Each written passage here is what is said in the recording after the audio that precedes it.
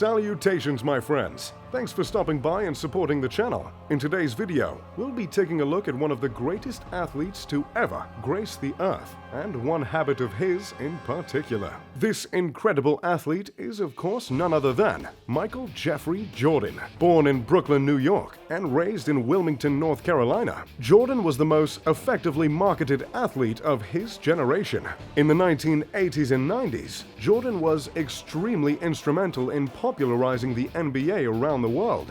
Jordan left a massive impact on the game and generated millions upon millions of dollars for the league.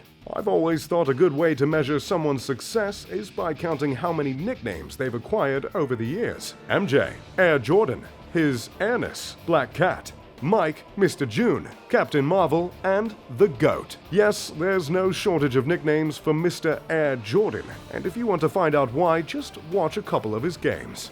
He was electric. Most individuals in the sport would recognize him as the greatest basketball player of all time. As time goes on, more and more will contest that LeBron James is in fact the new GOAT. But personally, I've always repped number 23 when it comes to that debate. So, here are some statistics that help put into perspective Jordan's greatness. In his career, Jordan won 6 NBA championships in the form of 2 three-peats. In all 6 of those championships, Jordan was awarded the Finals MVP. On top of that, he's a 5-time league MVP, 10-time scoring champion, 14-time All-Star, 11-time All-NBA, 3-time Steals champion.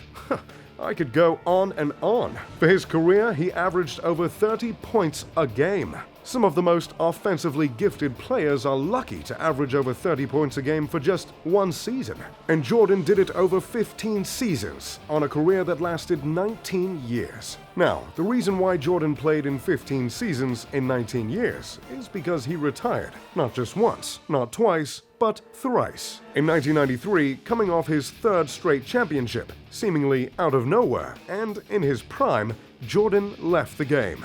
For 2 years, Jordan pursued professional baseball and played for a minor league team, the Birmingham Barons. He then came back and played 17 games in '95.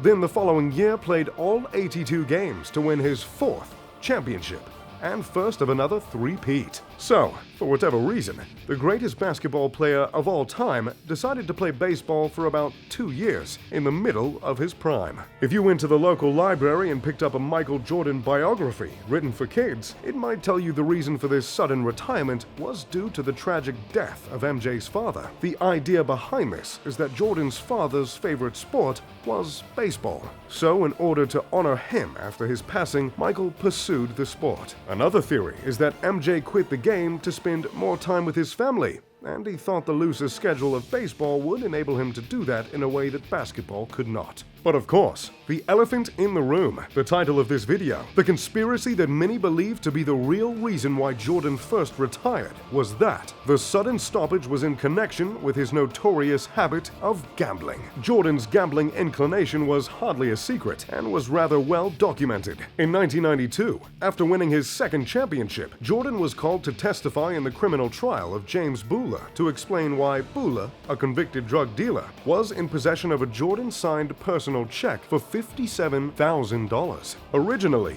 Jordan claimed it was a business loan, but under oath, he admitted that it was a payment for gambling losses on a single weekend. Later, in early 1993, San Diego businessman Richard revealed in his book Michael and Me, Our Gambling Addiction, My Cry for Help, that he had won over $900,000 from Jordan in golf betting. I mean, could you imagine losing just under $1 million on golfing bets? Then again, I did lose $3 million on horse racing last year, but I digress. To top it all off, that same year, MJ was spotted in Atlantic City Casino in the early hours of the morning of Game 2 of the Eastern Conference Finals. I mean, clearly the man has a bit of a problem, but gambling all night before an important playoff game, that's kind of legendary, I must admit. Jordan and his teammates on the USA Dream Team had pretty much a walk in the park during their Olympic run at Barcelona, outscoring opposing teams by more than 40 points a game. This gave ample time to Jordan and his pals, enabling them to sit down, relax, and yes, gamble.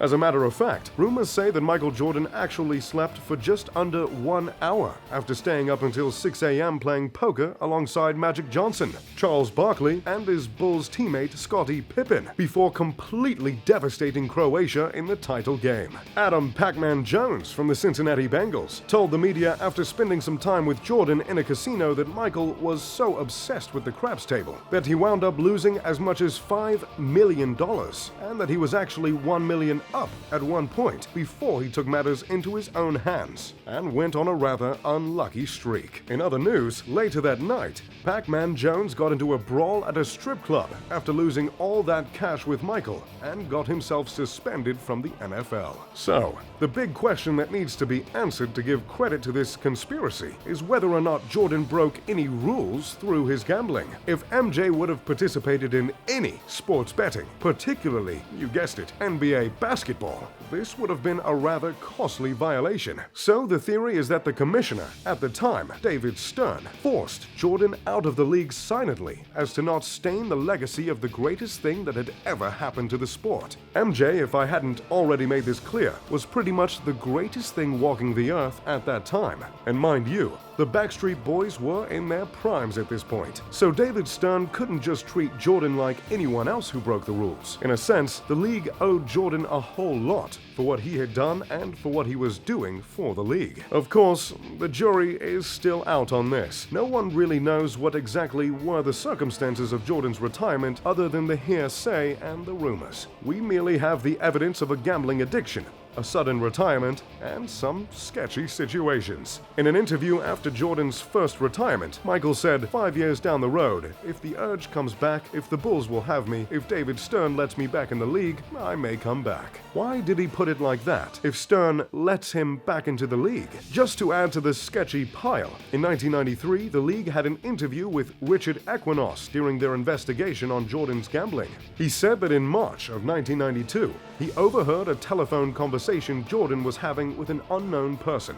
During the conversation, he heard Jordan talking about a betting line. "So you say the line is 7 points?" The game MJ was talking about isn't known, but the accusations are extremely serious. If Michael Jordan was betting on any NBA games, the integrity of the game would be compromised, to say the least. Anyway, that's the theory, such as it is. But this stain isn't all that apparent looking back on Jordan's legacy. He is still widely recognized as the greatest basketball player of all time. He still was a first-ballot Hall of Famer, and he has managed to remain extremely likable and respected. Today, Jordan is the owner of the Charlotte Hornets, and it's clear that he still enjoys basketball, golf, and gambling from time to time. Financially speaking, the man is doing very, very well for himself. Jordan is worth just under $2 billion.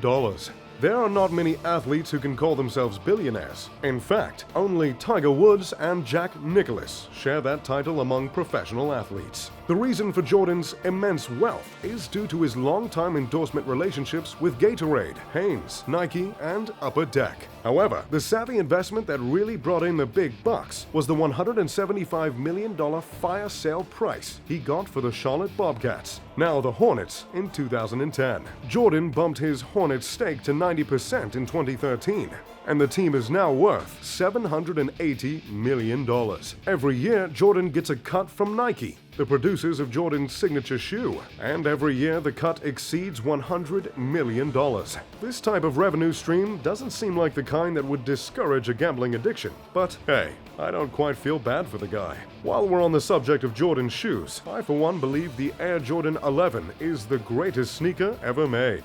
It, of course, hasn't been all smooth sailing for Jordan's bank account. Along with losing nearly $1 million to one guy on golf betting, Jordan had a rather costly divorce. In 2006, he and his spouse Juanita separated and ended up costing the basketball star $168 million.